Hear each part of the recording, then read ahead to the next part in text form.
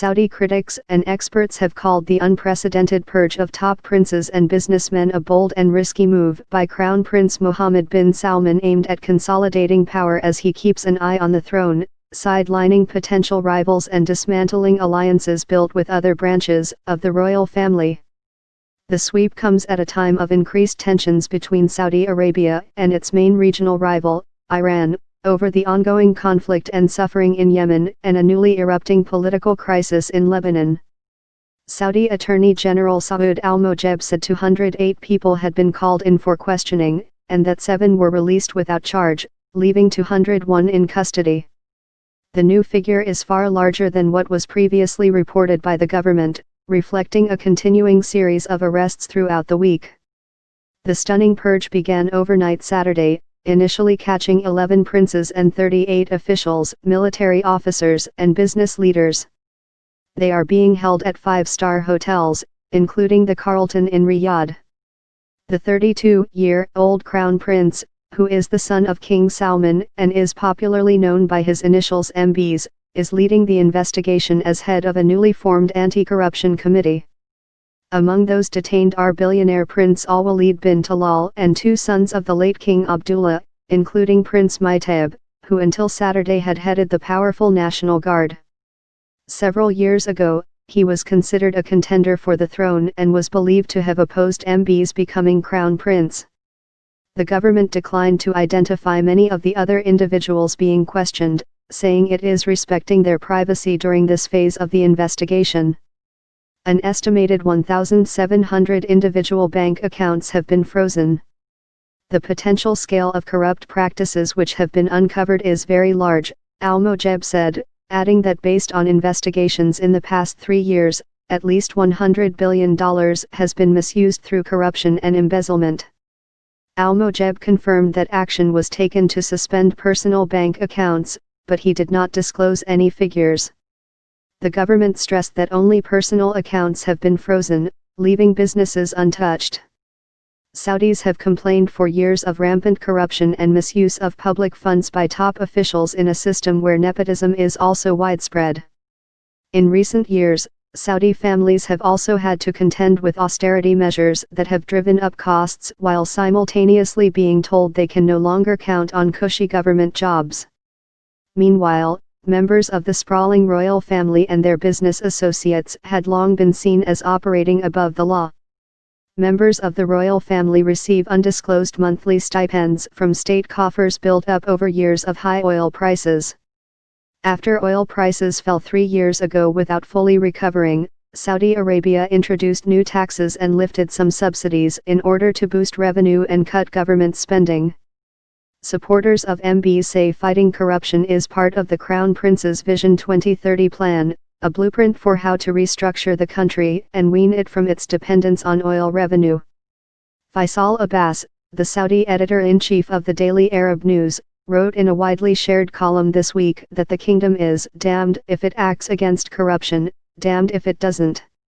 Anyone who understands who is who in Riyadh knows only too well that none of those arrested, whether royals or non-royals, has or would have had any political sway in the current climate whatsoever, he wrote. More importantly, it is just mind-boggling that very few are noticing the obvious, which is that all of those being detained are incredibly wealthy, Abbas added. Still, independent Saudi observers say the anti-corruption probe targets only select members of the royal family, government, and business community. Additionally, several of those arrested were ministers under King Salman, raising questions about where responsibility begins and ends. While few would argue against allegations that some top princes and officials have enriched themselves during years in power, the selection of who has been detained raises speculation that the purge is political. Prince Maitab's detention stands out because he was the last remaining prince of his generation in a position of real power, which made him a potential obstacle to the throne for MBs. Earlier this year, the Crown Prince engineered the ouster of another more experienced prince from the line of succession. Many also have questioned a recent purchase by MBs of a yacht estimated at anywhere between $200 million to $500 million. Saudi observer Thomas Lipman said it is difficult to draw the line between what constitutes corruption in Saudi Arabia and how business deals, contracts, and access have been won over the years.